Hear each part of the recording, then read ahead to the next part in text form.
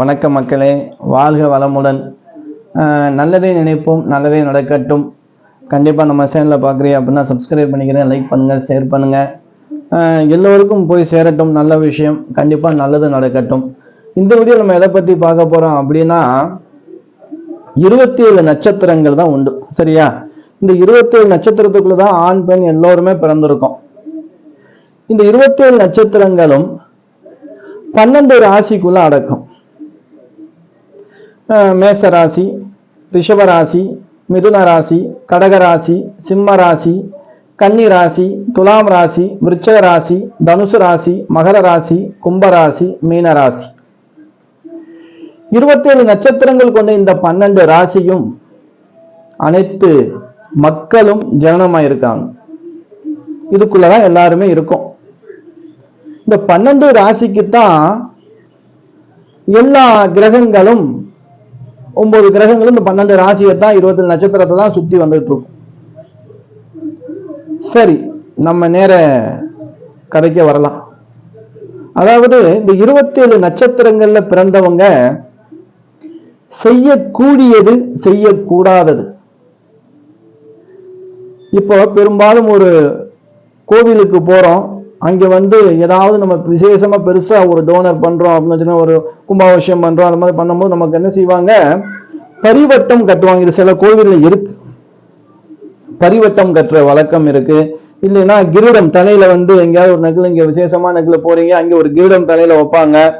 இந்த மாதிரி ஒரு மரியாதை ஏற்றுக்கொள்ளக்கூடிய ராசி நட்சத்திரங்கள் எது?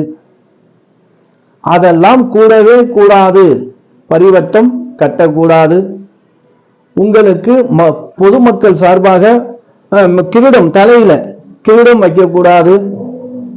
நீங்க எப்பயுமே ஒரு மக்களா பணிவா இருக்கணும். அப்படி உள்ள ராசி நட்சத்திரங்களும் இருக்கு.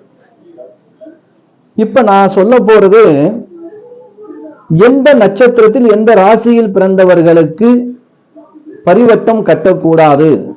அப்படி மீறி கட்டினால் சரிவு ஏற்படும். உங்க தொழில சரிவு ஏற்படும். சில பிரச்சனைகள் உங்களுக்கு கண்டிப்பாக வரும். என்னடா பரிவட்டம் கட்டுறதுனால என்ன அப்படின்னா, இந்த 27 நட்சத்திரம் இருக்கு பாருங்க, இதுல சனி பகவானுடைய நட்சத்திரம் இருக்கு.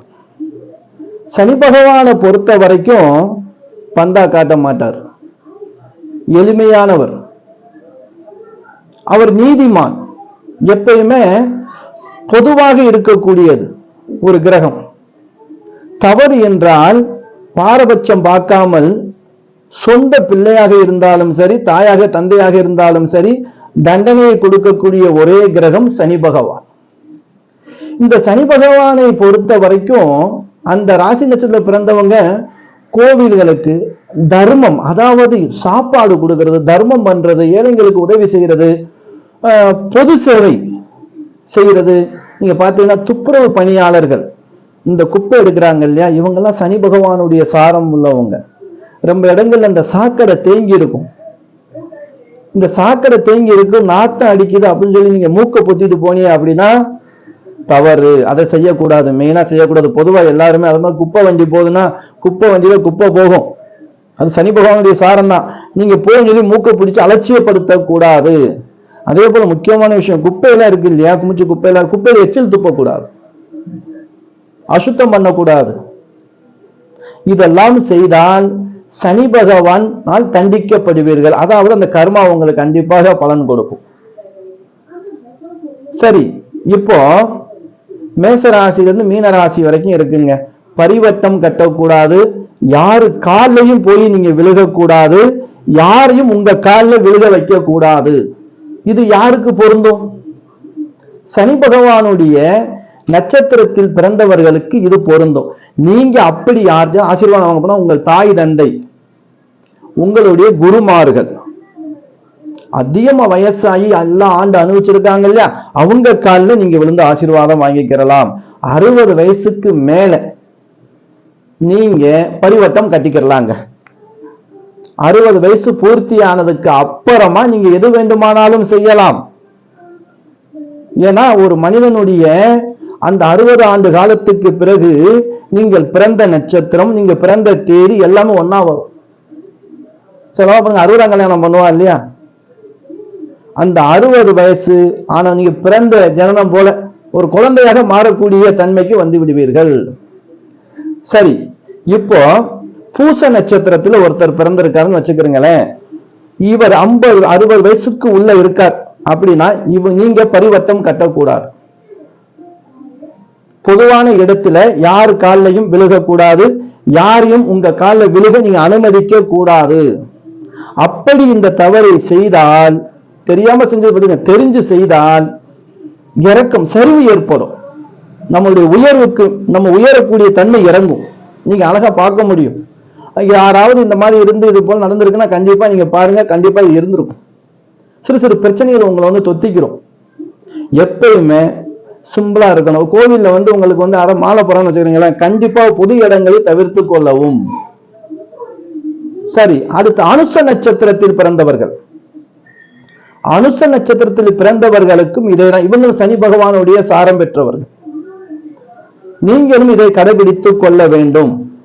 யாரு காலையும் விழுகக்கூடாது. அதாவது 60 வயசுக்கு உள்ள 12 வயசு வரைக்கும் அந்த கர்மா 12 வயசு வரைக்கும் இல்லை, 12 வயசுக்கு மேல 60 வயசுக்கு உள்ள ஆணாக இருந்தாலும் சரி பெண்ணாக இருந்தாலும் சரி, 60 வயசுக்கு மேல நீங்க 6 காலம் உங்க காலில் தான் ரொம்ப பேர் விழுவாங்க.